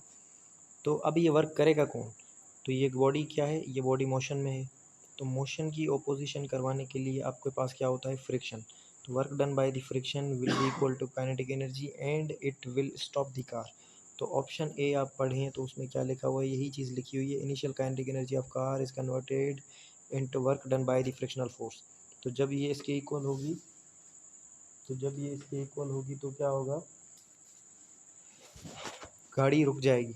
एक तो बात ये है। अच्छा, दूसरी क्या बात है कि दूसरा ऑप्शन क्या है कि the magnitude of deceleration is always proportional to distance travelled before stopping. तो डेसिलरेशन वाला ये काइनेमेटिक्स का थोड़ा पोर्शन है, अगर आपने नहीं पढ़ा तो मैंने तो अपने लाइव क्लासेस के अंदर सबको बताया था। ठीक है, अब दोबारा से सुने ये कि स्टॉपिंग डिस्टेंस किस तरह से आप निकालते हो। तो स्टॉपिंग डिस्टेंस क्या होता है, s is equals to u square upon 2a, s is equals to u square upon 2a। ठीक है, ये होता है हमारा स्टॉपिंग डिस्टेंस। अब देखें एक चीज़, ये आया किस तरह से, ये जो फॉर्मूला है 2as is equals to v square minus u square. तो जब स्टॉपिंग आप स्टॉपिंग यानी कि वेलोसिटी, कोई बॉडी रुक रही है तो उसकी फाइनल वेलोसिटी क्या होगी, ज़ीरो, यानी कि वी स्क्वायर वाला टर्म हो जाएगा ज़ीरो। तो अब देखें यहाँ से s is equals to u square upon 2a बन जाएगा। अब ये यहाँ पर क्या है, माइनस है, ये माइनस शो करता है कि डिस्प्लेसमेंट जो होगा उसके एक्सीलरेशन अपोजिट डायरेक्शन में लगेगी। अगर इनिशियल वेलोसिटी सेम है, या ये डिक्रीज़ को भी शो करता है और ये स्टॉपिंग को भी शो करता है कि ये स्टॉपिंग डिस्टेंस है। यहाँ से अगर देखें जब कोई वैल्यू माइनस में हो और उसके साथ इन्वर्स रिलेशन लगा हो, यानी कि ए, इसको मैं बोल दूँ माइनस ए, तो इसका मतलब ये है कि इसका रिलेशन इसके साथ डायरेक्ट है। तो इनिशियल वेलोसिटी को फ़िलहाल के लिए छोड़ दो, तो एस प्रोपोर्शनल है किसके साथ, नेगेटिव ऑफ ए के साथ। ये देखो ना, S is proportional to -1/a। तो ये किसके इक्वल है, ये इसके इक्वल है, s is proportional to a stopping distance. क्योंकि यहाँ पर इसने डेसिलरेशन पूछी है, एक्सीलरेशन नहीं पूछी, मैग्नीट्यूड ऑफ डेसिलरेशन। तो डेसिलरेशन किसके साथ प्रोपोर्शनल है, 1/a के साथ। तो किसके इक्वल है, डिस्टेंस के ट्रेवल्ड बिफोर स्टॉपिंग। तो ये स्टॉपिंग डिस्टेंस का फॉर्मूला याद कर लें और एक दो चीज़ें समझ लें, वो कौन सी हैं मैं एक मरतबा फिर से आपको रिमाइंड करवा देता हूँ ये चीज़ें।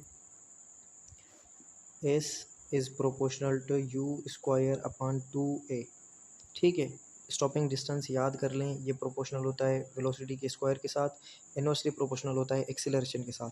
लेकिन जब डेसिलरेशन पूछी जाए, डेसिलरेशन किसके इक्वल होती है, नेगेटिव ऑफ एक्सीलरेशन, तो ये उसके क्या होगा, डायरेक्ट। ठीक, ये बात अपने माइंड में रख लें।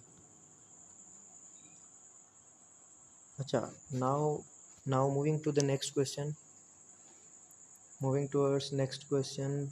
नेक्स्ट क्वेश्चन कौन सा है, an object undergoes simple harmonic motion. एक ऑब्जेक्ट है जो सिंपल हार्मोनिक मोशन कर रहा है, कौन सी स्टेटमेंट करेक्ट है, acceleration is maximum at equilibrium position. Acceleration equilibrium position पर मैक्सिमम है, तो इक्विलिब्रियम पोजीशन पर एक्सीलरेशन मैक्सिमम नहीं होती, एक्सीलरेशन मैक्सिमम होती है एक्सट्रीम पोजीशन पर। तो ए ऑप्शन गलत है। दूसरा ऑप्शन क्या है, velocity is maximum eight extreme position, velocity maximum है एक्सट्रीम पोजीशन पर। तो ये भी स्टेटमेंट जो है वो, ये स्टेटमेंट जो है दूसरी, इसमें भी यानी कि ये भी गलत है। Restoring force is directly proportional to displacement. तो रीस्टोरिंग फोर्स किसके इक्वल होता है, f is proportional to -x। ये आपने पढ़ा होगा, जितना डिस्प्लेसमेंट ज़्यादा उतना फोर्स ज़्यादा। अच्छा, और एक्सीलरेशन जहाँ पर फोर्स मैक्सिमम होगा वहाँ पर एक्सीलरेशन भी मैक्सिमम होगी और डिस्प्लेसमेंट भी मैक्सिमम होगा। Restoring force is directly proportional to displacement at equilibrium. अच्छा, ये और लास्ट वाला कौन सा है, टाइम पीरियड। अब इस क्वेश्चन के अंदर भी देखें मैंने क्या बताया, ये इसका कॉन्सेप्ट देख लें, बाकी इसके ऑप्शंस में मिस्टेक है या कुछ भी है वो अब सवाल बनाने वाला जाने। ठीक है, एक्सीलरेशन मैक्सिमम कहाँ पर होती है, वो होती है मैक्सिमम एक्सट्रीम पोजीशन पर, क्योंकि एक्सट्रीम पोजीशन पर जो एक्स होता है वो एक्स नॉट के इक्वल होता है, या एम्पलीट्यूड ए के इक्वल होता है। तो जहाँ पर एक्स ज़्यादा वहाँ पर एक्सेलरेशन ज़्यादा। वेलोसिटी कहाँ पर मैक्सिमम होती है, वेलोसिटी मैक्सिमम होती है मीन पोजीशन पर। ठीक है, मीन पोजीशन पर भी वेलोसिटी मैक्सिमम होती। और रीस्टोरिंग फोर्स हमारा जो होता है वो प्रोपोर्शनल होता है डिस्प्लेसमेंट के साथ। और ये minus displacement minus shows the direction कि always restoring force acts towards mean position. अब इसके हिसाब से इसने जो पूछा है वो आप बता दो, क्योंकि ऑप्शंस के अंदर थोड़ा सा इसमें मिस्टेक वगैरह है। इसमें 2-3 क्वेश्चंस वगैरह हैं कुछ ऐसे जो हो जाते हैं कभी कभी ऑप्शंस बनने में, या तो उसमें कोई मसले वाली बात नहीं है। अगर मैं गलत कर रहा हूँ तो फिर आप मुझे कमेंट्स वगैरह में भी बता सकते हो कि मैंने कहाँ पर मिस्टेक की है। ठीक है, अच्छा, अब क्या है, the speed of car increases uniformly from 6 metre per second to 20 metre per second while covering 70 metre in straight line, find acceleration.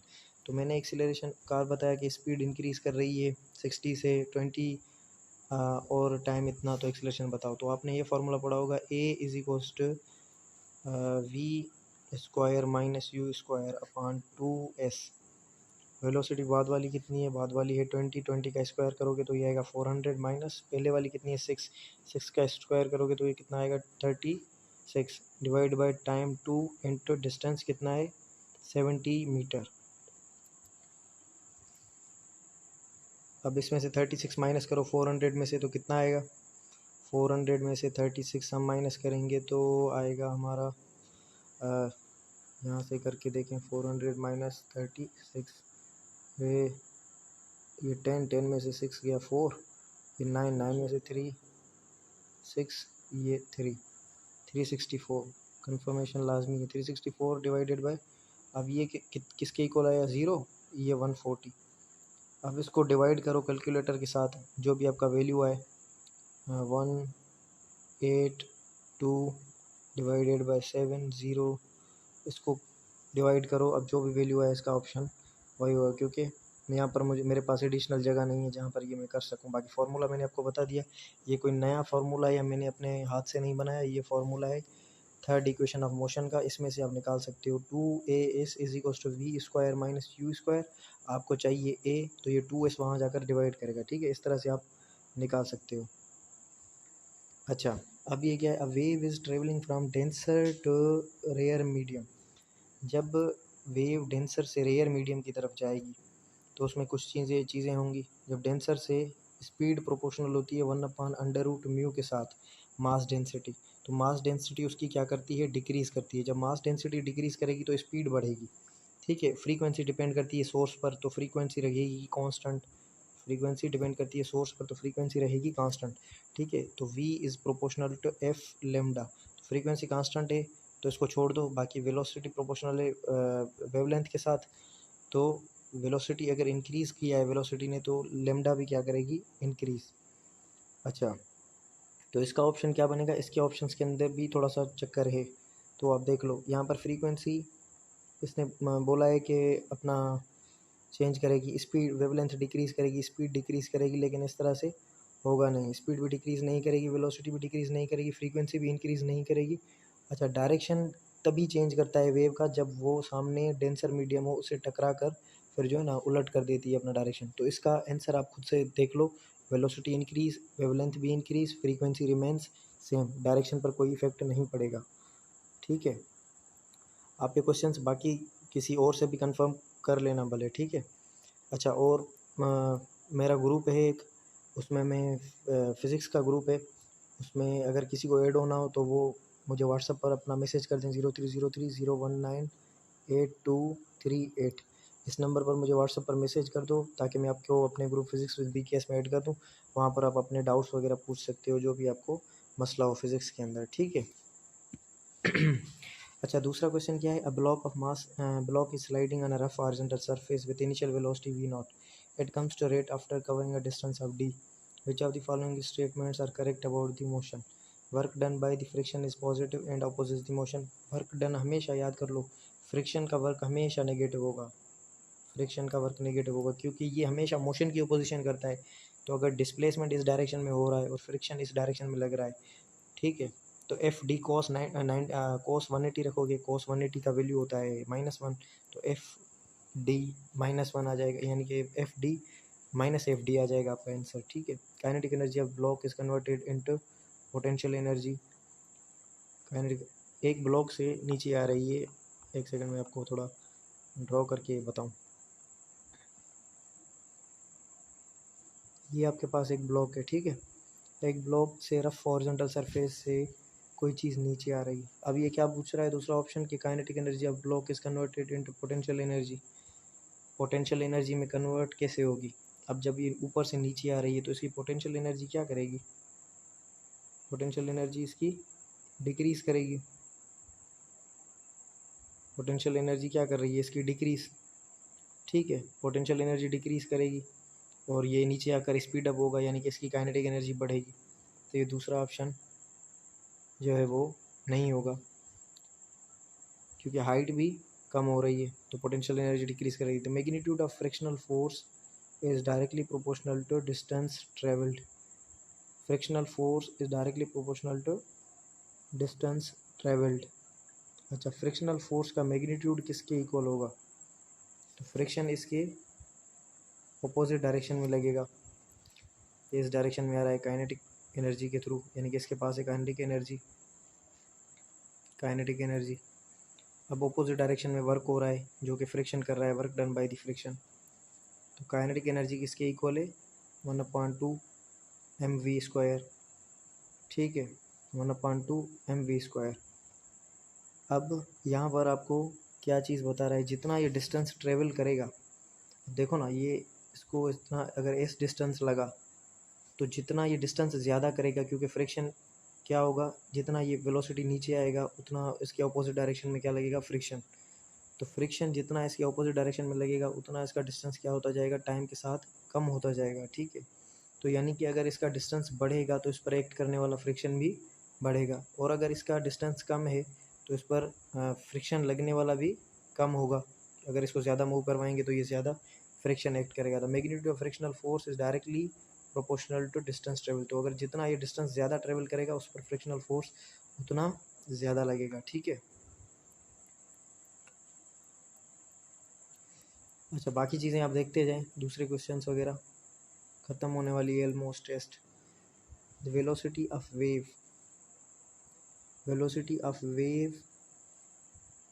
Is directly proportional to, अच्छा, ये आपको एक इक्वेशन गिवन है। अब इसमें से ही पूछ रहा है, इसमें से क्या पूछ रहा है? वेलोसिटी, ये वेव की वेलोसिटी है। अब देखो, ये √t के साथ प्रोपोर्शनल है, और ये क्या है? ये है हमारी linear mass density.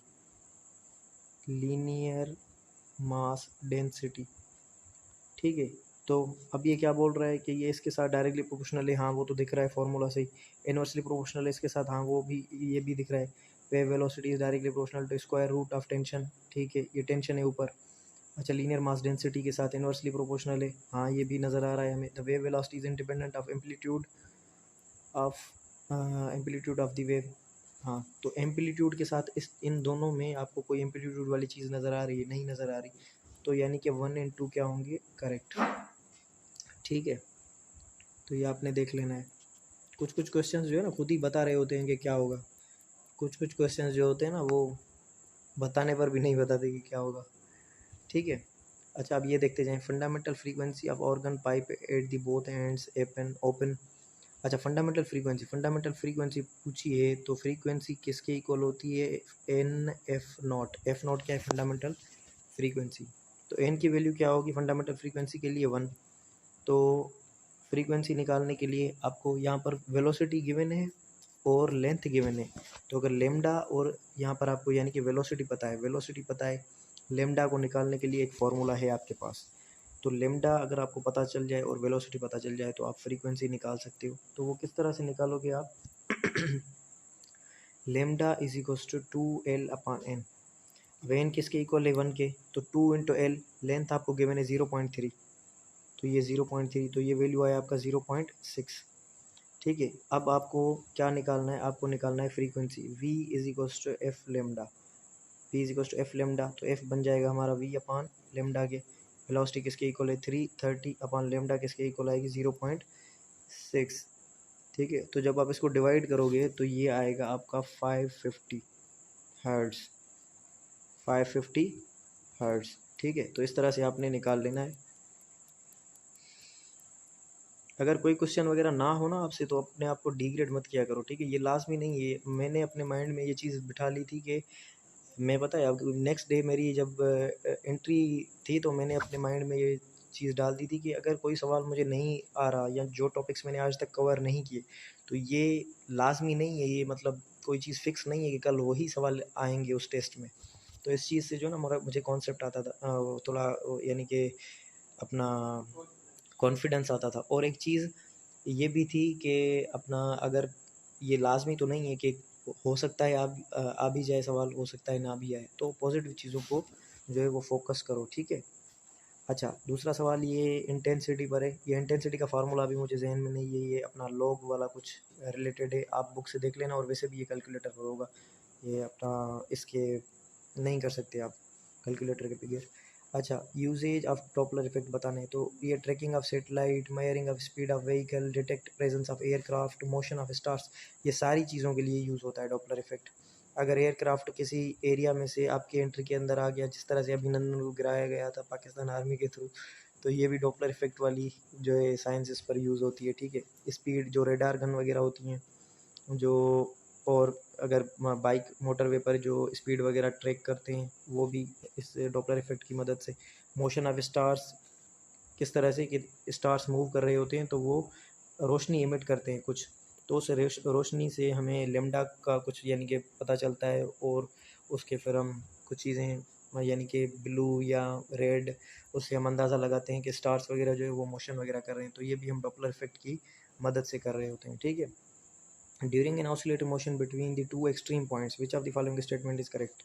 When body moves left or right from equilibrium position, its kinetic energy increase at the cost of potential energy. अब देखो कितनी बड़ी बात बोल दी इसने। जब ये लेफ्ट या राइट की तरफ जाएगा तो इसकी काइनेटिक एनर्जी बढ़ेगी पोटेंशियल एनर्जी की कीमत पर, यानी कि खर्चे पर। अब समझो पोटेंशियल एनर्जी कहाँ पे मैक्सिमम होगी, यहाँ पर। काइनेटिक एनर्जी यहाँ पर मैक्सिमम होगी क्योंकि यहाँ पर वेलोसिटी मैक्सिमम है, यहाँ पर क्या है, पोजीशन मैक्सिमम है या एक्स मैक्सिमम है, इसी वजह से यहाँ पर पोटेंशियल एनर्जी मैक्सिमम होगी। तो यहाँ से यहाँ जाने में काइनेटिक एनर्जी कम होगी, यहाँ पर वेलोसिटी होगी ज़ीरो आपकी, तो यानी कि ये पहला ऑप्शन गलत है। When body is eight extreme position it's total energy is potential energy, हाँ ये ठीक है। जब ये इस एक्सट्रीम पोजीशन पर होगा तो सिर्फ और सिर्फ इसके पास पोटेंशियल है, काइनेटिक एनर्जी क्योंकि वेलोसिटी जीरो है तो इसकी काइनेटिक एनर्जी जीरो बनेगी। During motion from extreme to equilibrium position यही है मेन पोजीशन। ठीक है, kinetic energy increase at the cost of potential energy, हाँ ये बात ठीक है कि जब ये एक्सट्रीम से मीन की तरफ आएगा तो इसकी काइनेटिक एनर्जी इंक्रीज करेगी और इसकी पोटेंशियल एनर्जी डिक्रीज करेगी, तो इसका मतलब ये है कि पोटेंशियल एनर्जी के कॉस्ट पे इसकी काइनेटिक एनर्जी बढ़ रही है। At equilibrium position kinetic energy of body is equal to, sorry equilibrium position total energy of body is kinetic energy, तो इसके, हाँ ये भी ठीक है क्योंकि सिर्फ और सिर्फ इक्विलिब्रियम पोजीशन पर इसके पास सिर्फ और सिर्फ क्या है, काइनेटिक एनर्जी है। तो यानी कि कौन से ऑप्शन करेक्ट हुए, एक ये when body is eight extreme position, ये सेकंड वाला करेक्ट हुआ, और ये थर्ड वाला और ये फोर्थ वाला, तो 2 3 4 ये जो है वो करेक्ट हैं, बाकी जो है वो गलत है। ठीक है, पहला वाला गलत है, बाकी ये तीनों करेक्ट है।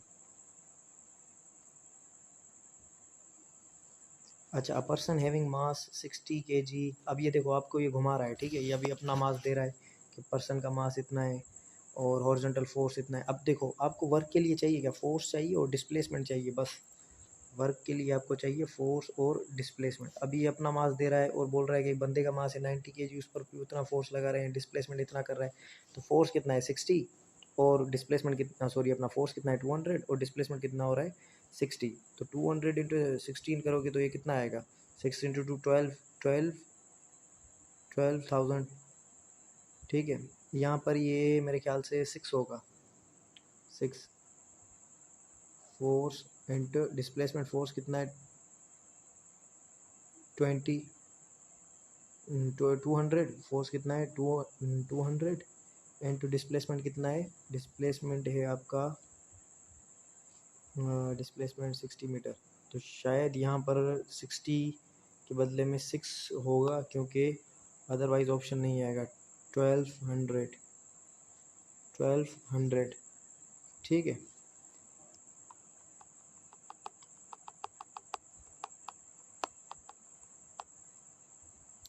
अच्छा, an elevator is rising at constant speed, एक एलिवेटर है जो कि ऊपर जा रहा है कांस्टेंट स्पीड के साथ। जब स्पीड कांस्टेंट होती है तो एक्सीलरेशन क्या होती है, ज़ीरो। जो चीज़ें आपको पता हो किसी भी प्रॉब्लम के लिए वो देख लिया करो। अब पूछ क्या रहा है, अपवर्ड, यानी कि अब देखो ऊपर ये कांस्टेंट स्पीड के साथ जा रहा है तो इसका मतलब ये है कि इसके ऊपर, यानी कि ऊपर नेट फोर्स इस पर ज़ीरो है, लेकिन इस पर एक ऊपर कांस्टेंट फोर्स लग रहा है एफ सी, जिसको हम नाम देते हैं। ठीक है, तो upward force of variable is constant, तो ये करेक्ट है।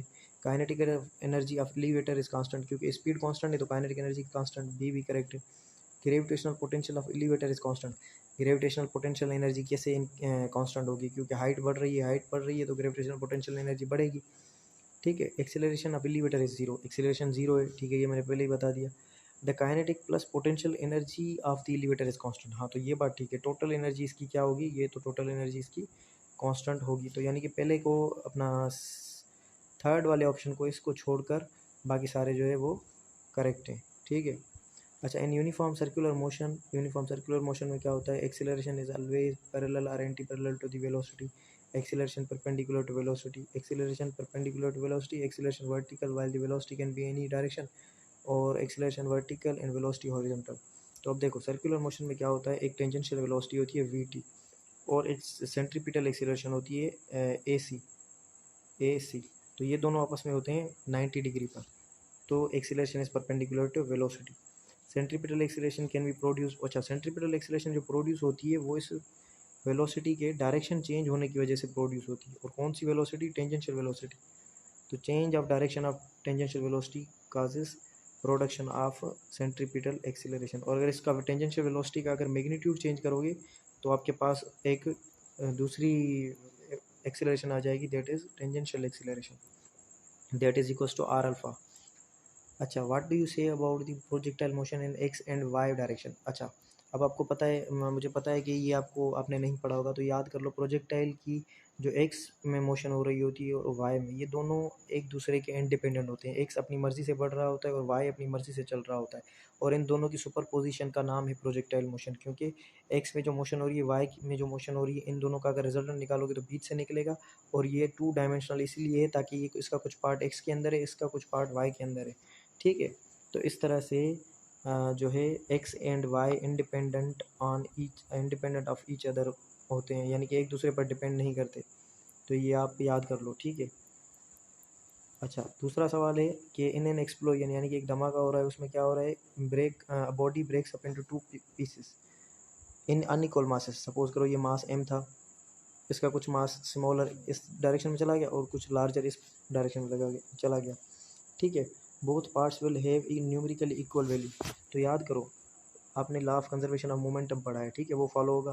कंजर्वेशन ऑफ मोमेंटम यानी कि कंजर्वेशन पहले क्या था, रेस्ट के अंदर था। तो बिफोर जो मोमेंटम बिफोर कोलिजन वो क्या है, ज़ीरो। आफ्टर क्या बनेगा, m1v1 प्लस m2v2, जो भी मासेज हैं इसको इधर लेकर आओ। तो ये m1v1 is equals to minus m2v2, यानी कि मोमेंटम क्या है, सेम, लेकिन डायरेक्शन क्या है, ऑपोजिट। क्योंकि जो लाइटर पार्टिकल होगा उसका मास लाइटर पार्टिकल होगा उसकी वेलोसिटी ज़्यादा होगी, और जो जिसका मास ज़्यादा होगा उसकी वेलोसिटी कम होगी। तो मोमेंटम तो सेम होगा दोनों का, कंजर्वेशन ऑफ मोमेंटम फॉलो करेंगे, लेकिन डायरेक्शन ऑपोजिट होगा। तो both particle will have equal momentum, लेकिन कौन सा, न्यूमेरिकली, ठीक है, न्यूमेरिकली। डिस्प्लेसमेंट बताओ after half circle. Half circle का डिस्प्लेसमेंट बताना है। डिस्प्लेसमेंट क्या होता है, 2 पॉइंट्स के दरमियान में शॉर्टेस्ट डिस्टेंस। तो शॉर्टेस्ट डिस्टेंस इसके दरमियान में कितना है, एक ये आर और दूसरा ये आर, तो ये कितना बन जाएगा, 2r, ठीक है। अच्छा, which of the following are examples of uniform circular motion. Circular motion के कौन से एग्जांपल्स हैं यूनिफॉर्म सर्कुलर मोशन के, तो वो निकालो। रोटेशन अराउंड द अर्थ, तो ये रोटेशन कांस्टेंट है, क्योंकि ये आपको पता है एक साल के अंदर 36.25 डेज होते हैं। ये वेरी करते हैं, इसमें बाकी फैक्टर्स भी हैं, क्लाइमेट चेंज वगैरह, छोड़ दो फिलहाल। मोशन ऑफ ऑटोमोबाइल्स यानी कि गाड़ी चल रही है स्ट्रीट रोड पर, तो ये तो नहीं होगा। लान मूवर ब्लेड्स, लान मूवर ये जो अपना पार्क वगैरह में यूज़ होती हैं, उसके ब्लेड्स होते हैं बिल्कुल पंखे की तरह, सर्कुलर डायरेक्शन के अंदर घूमते हैं। तो ये भी कांस्टेंट। अच्छा, आर्टिफिशियल सेटेलाइट जो हम ऊपर भेजते हैं वो भी कांस्टेंट स्पीड के साथ मूव कर रही होती है। तो 1, 3 एंड 4 जो है वो इसके करेक्ट हैं, ठीक है। तो वीडियो के एंड में मैंने डिस्क्रिप्शन दी अपने चैनल की लिंक की, जिनको ज्वाइन करना है वो ज्वाइन कर सकते हैं, ठीक है। And wish you all the very best. ऐसी मज़ीद वर्कशीट्स मैं सॉल्व करवाऊँगा आपको ताकि हेल्पफुल रहें, ठीक है। Wish you all the very very best. Allah हाफ़िज़।